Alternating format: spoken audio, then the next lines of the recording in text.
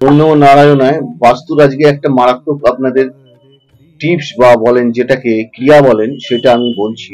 দেখুন, আপনি বাড়িতে গাছ লাগাচ্ছেন, যে কোনো গাছই, সেটা অন্যের দেখা যাচ্ছে কি যে অন্যের বাড়ি ভাঙা হচ্ছে বা অন্যের বাড়ি বিক্রি করে দিয়ে চলে গেছে, সেইখানকার মাটি নিয়ে এসে আপনারা টবে গাছ রোপণ করছেন, বাড়িতে নিয়ে আসছেন সেই মাটি, তারপরে সেই মাটিতে গাছ রোপণ করছে।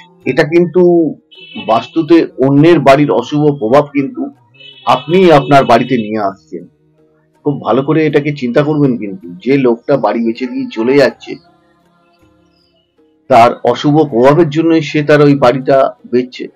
সেই মাটি আপনি কি করছেন, ব্যাগে করে নিয়ে এসে বা বস্তায় নিয়ে এসে আপনি বাড়িতে রেখে, সেটা ছাদের উপরে হোক, বারান্দায় হোক, যেখানেই হোক, তবে মাটি রেখে তার উপরে গাছ লাগাচ্ছে।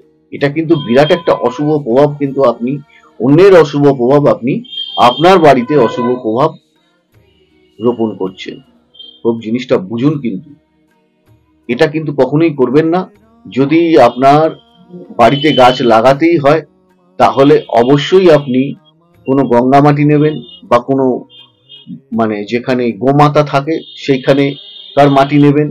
ঘোড়া আশ্রয়ের মাটি নেওয়া যেতে পারে, অথবা যে জমিতে ফসল অনেকবার হয় সেই জমির ফসলের মাটি আপনি নিতে পারেন, অথবা যেখানে ঠাকুর তৈরি হয় সেইখানে আপনি বলে রাখবেন, ওদের কাছ থেকে মাটি নিয়ে এসে আপনি বৃক্ষরোপণ করতে পারেন আপনার বাড়িতে।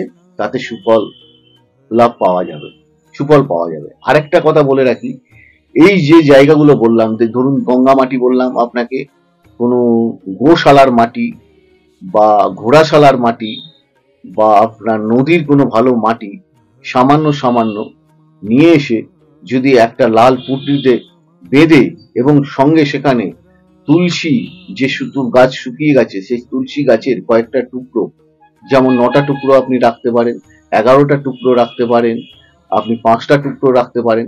এই টুকরোগুলোকে রেখে মাটিতে বেঁধে সেটা দরজার মাথার উপরে রাখতে পারেন। তাতে কি হবে, আপনার অনেক যে কাজগুলো হতে দেরি হচ্ছিল সেই কাজগুলো হওয়ার সম্ভাবনা থেকে যাবে। এইটা হচ্ছে একটা বাস্তুর ক্রিয়া বা আপনি টোটকা বলতে পারেন। এই ক্রিয়াটা করে আপনারা দেখতে পারেন আপনাদের জীবনে কতটা সুফল আসতে পারে। ওভারঅল টোটাল যে বিচারটা সেটা কিন্তু আপনার প্ল্যানেট কথাই বলেছি, কিন্তু দুর্ভাগা যেদিকে যাবে তার সঙ্গে দুর্ভাগ্যই যাবে। এইটা হচ্ছে আসল কথা। কিন্তু এই ক্রিয়াগুলো বলা কেন, এতে যদি আপনাদের খানিকটা হলেও মঙ্গল হয়, যেখানে আপনার 100 টাকা পাওয়ার দরকার সেখানে যদি আপনি এই ক্রিয়ার দ্বারা আপনি 5%, 5 টাকাও পেতে পারেন, বা 5% যদি ইমপ্রুভমেন্ট পান, তাহলে সেটাই বিরাট। ঈশ্বর আপনাদের সকলের মঙ্গল করুক। লাইক, শেয়ার, সাবস্ক্রাইব করুন। ভালো থাকুন, সুস্থ থাকুন।